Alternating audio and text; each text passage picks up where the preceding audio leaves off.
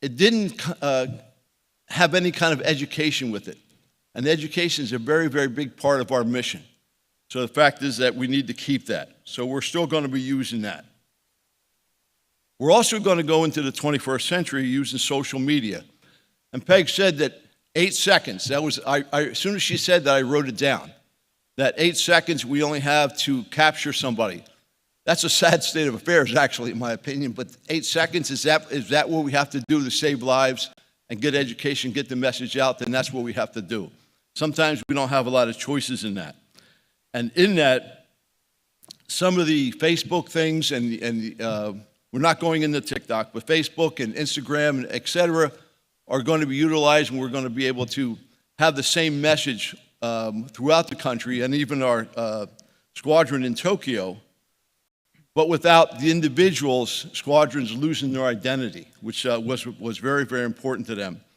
So, and again, in reality, and I was talking with Larry, that retention in probably both of our organizations is not in the national organization. It's actually in the flotilla or the squadron, where they have to be a part of any nonprofit, to give your time, energy, and money, you have to have fun doing it, and you have to have a realization that you're doing something well. If they don't get that, then they're not staying. So we need to give that, and it needs to come down really from the boots on the ground. So we need to do that. Hopefully this will, boating education is our mission, but if you look at it without members, who's going to do the education? So we have to keep going with that. Last thing is that we had our executive director retired. She was with our organization for 46 years. And she retired as of February, and our new one, Maureen Healy, has taken over, and she's doing a great job. So we're kind of looking at that. Educational-wise, we continue to update our courses as much as we can. And what we found, again, this is kind of go into, and I didn't realize until Peg said that, the 8 seconds. They don't want these 2-hour or 8-hour courses. They want small courses. And so we're breaking down a lot of our courses and seminars and breaking down them in half. And one would be our engine maintenance course, where you used to have gasoline engines and diesel engines. We're taking that apart and having one, then the other, and then a separate one for outboard. So the point is that we need to make them smaller so that we can teach people what we need to teach. So we're breaking them down into that. Also, we have the America's Boating Channel. How many people have watched the America's Boating Channel? It's a phenomenal thing, and thank you to the Coast Guard for the grants that they give us to do that. Some of you may not aware, the person who really was the driving force of that, Marty Lafferty, passed away. But it's going to continue. He was a great guy. Again, this is my first time here. And on the lighter side, I was reading that there was some research Harvard University was doing about birthdays. So they spent thousands and thousands of dollars and many years researching birthdays. And what they found is the person who lived the longest had the most birthdays. Thank you for allowing me to address. And I look forward to cementing a great relationship that you have with the organization. And thank you very much for the great time we're having.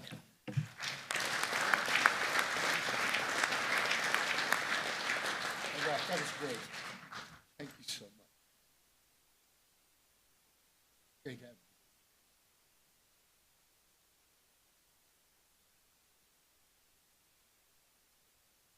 you. All right. Thank you, Chief. We will now hear from the Coast Guard Academy Associate Director of Volunteer Programs, Lieutenant Timothy Kessel, U.S. Coast Guard, retired. Mr. Kessel reported to the Coast Guard Recruit Basic Training Center in Cape May, New Jersey in August of 1998. Upon basic training graduation, he served as crew member aboard Coast Guard Cutter Bear, homeported in Portsmouth, Virginia, conducting vital national security deployments throughout the North Atlantic and Caribbean Sea. In the summer of 1999, his crew deployed with the U.S. Navy's 6th Fleet to the Arctic Sea in combat support of Operation Allied Force, NATO's military campaign against the forces of the former Republic of Yugoslavia during the NATO Kosovo campaign. I can keep going. Please don't. Okay. Thank you for being You were here. supposed to chop that all in Yeah. half. Thank you, sir. Thank you, Kelly. Good morning, everyone. And Chief Bernard, great speech, sir, but I'm glad I didn't have to go after Captain Judge. So thank you for jumping on that for us. And speaking of birthdays, Chief and Cap, tomorrow actually would be my 26th Coast Guard birthday, because I reported to boot camp tomorrow in 1998. So it's kind of a cool full circle. And seeing Mr. Fred up here, Mr.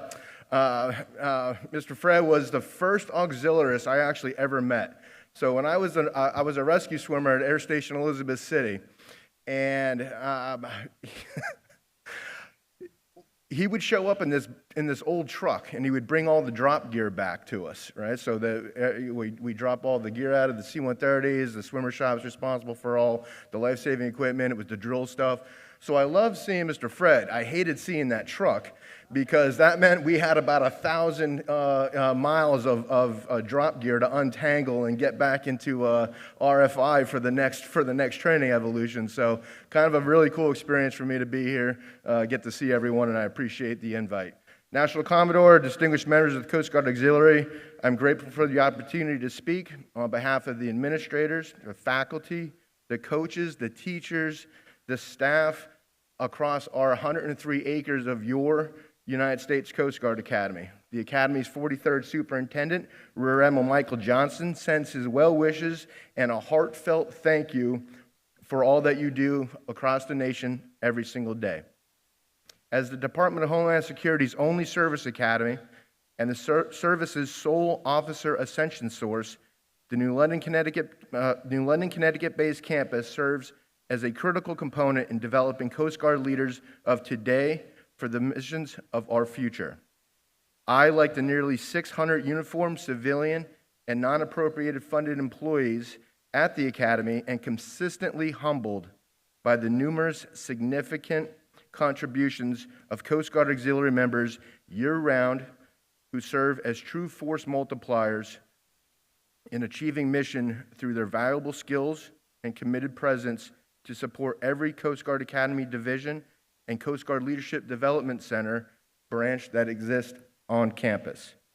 From technical support to our base medical clinic, to serving as guest lecturers in the academic classroom, to assisting traffic patterns all throughout campus during major events, the Coast Guard Auxiliary has performed superbly to ensure the highest levels of mission accomplishment regardless of the task at hand. As the Coast Guard Academy's Associate Director of Admissions for volunteer programs, I take great pride in personally knowing and witnessing dedicated Coast Guard Auxiliary members in action, exhibiting excellence in numerous duties and functions performed as Coast Guard admissions partners, allowing the Academy to achieve targeted objectives in recruitment and retention like never before. Given the tremendous scope of responsibilities placed on our 20-member staff of the Academy's admissions partners located across the country allows the Coast Guard to educate, recruit, generate applicant pools, review applications, appoint, and mentor diverse student populations from each U.S. state and around the globe. And I want to reemphasize the word mentor, because truly our partners, especially our auxiliary partners, bring that mentorship piece to a somewhat uninformed U.S. public, general population about what the Coast Guard is, about what the U.S. Coast Guard Academy offers. So I don't want to, I can't underestimate or overestimate what it means to be a mentor in your roles. As an institution of higher education, and more importantly, as a federal service academy, we are truly dependent on our Academy admissions